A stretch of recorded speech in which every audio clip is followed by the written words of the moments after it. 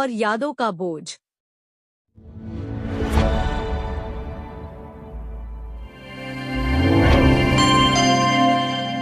घने जंगल के एक शांत हिस्से में, जहां जमीन हमेशा ठंडी रहती थी और पत्तों पर ओस की बूंदें चमकती थीं, वहां रहता था एक घोंघा।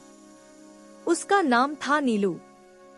नीलू दिखने में बाकी घोंघों जैसा ही था, धीमा, शांत और अपने खोल के साथ हमेशा आगे बढ़ने वाला।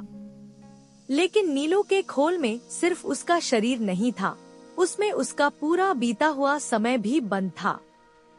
हर बात, हर चोट, हर अपमान और हर एहसान, नीलू सब कुछ याद रखता था। जंगल के बाकी जीव नीलू को बहुत समझदार मानते थे। कोई रास्ता भूल जाए तो नीलू से पूछता, कोई पुरानी बात जाननी हो तो नीलू को याद रहती। धीरे धीरे नीलू की पहचान एक ऐसे जीव की बन गई जो कुछ भी नहीं भूलता। लेकिन जो बात कोई नहीं समझ पाया वो ये थी कि हर याद नीलू के लिए एक नया बोझ बनती जा रही थी। नीलू जब चलता था तो उसका खोल पहले से थोड़ा भारी लगता था। हर कदम के साथ उसे रुक रुक कर सांस लेनी पड़ती थी। लेकिन नीलू ने कभी इस बोझ को उतारने की कोशिश नहीं की। उसे लगता था कि यादें इंसान को ही नहीं, जंगल के जीवों को भी मजबूत बनाती है। वह मानता था कि जो भूल जाता है वही गलती दोबारा करता है। एक बार जंगल में बड़ा सूखा पड़ा। पानी कम हो गया और खाने की चीजें भी। उस समय कई छोटे जीवों ने नीलू से मदद मांगी। नीलू ने सबकी पुरानी मददें और पुराने झगड़े याद करके फैसला किया किसे मदद मिलेगी और किसे नहीं। जिनसे उसे कभी ठेस पहुंची थी उन्हें उसने अनदेखा कर दिया। उसे लगा कि न्याय वही है जो यादों पर टिका हो। समय बीतता गया, लेकिन जंगल में नीलू अकेला होता चला गया। जो पहले उसके पास सलाह लेने आते थे अब दूरी बनाने लगे। नीलू को ये बात चुभती थी, लेकिन वह उसे भी अपने खोल में जोड़ लेता। हर नई टीस, हर नया अकेलापन, सब एक और वजन बनकर उसके साथ चलता रहा। एक दिन बारिश के बाद जंगल में मिट्टी बहुत नरम हो गई। नीलू रोज की तरह आगे बढ़ रहा था, लेकिन इस बार उसका खोल उसे ज्यादा नीचे खींच रहा था। अचानक वह मिट्टी में फिसल गया और आधा जमीन में धंस गया। उसने निकलने की कोशिश की, लेकिन खोल इतना भारी था कि उसका शरीर आगे बढ़ ही नहीं पा रहा था। नीलू घंटों वहीं फंसा रहा।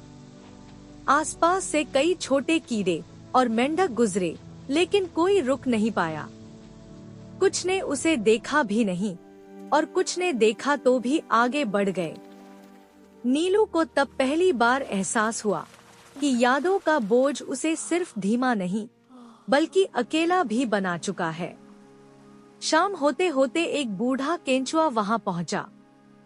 उसने नीलू को देखा और धीरे से कहा कि अगर आगे बढ़ना है तो कभी कभी पीछे छोड़ी चीजों को भी छोड़ना पड़ता है। नीलू पहली बार चुप रहा। उसने जवाब नहीं दिया, लेकिन उसके अंदर बहुत कुछ हिल गया। केंचुआ उसे वहीं छोड़कर चला गया, लेकिन उसके शब्द नीलू के साथ रह गए। नीलू ने पहली बार अपने खोल को महसूस किया, सिर्फ बाहर से नहीं, अंदर से। उसे समझ आया कि हर याद जरूरी नहीं होती और हर बोझ ताकत नहीं देता। काफी मेहनत के बाद नीलू ने कुछ पुरानी यादों को छोड़ना शुरू किया। उसने मन ही मन कुछ बातों को जाने दिया, कुछ अपमान, कुछ शिकायतें और कुछ पुराने फैसले।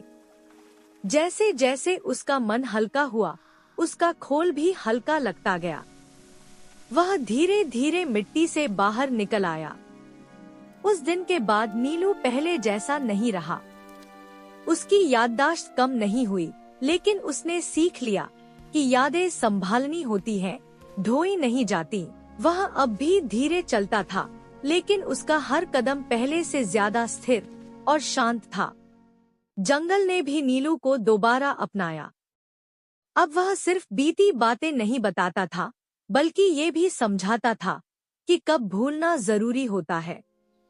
नीलू का खोल अब सिर्फ उसका घर था, बोझ नहीं। और जंगल में धीरे धीरे ये बात फैल गई कि जो हर बात याद रखता है वह हमेशा आगे नहीं बढ़ पाता, लेकिन जो सही वक्त पर कुछ छोड़ना सीख लेता है वही सच में आगे बढ़ता है।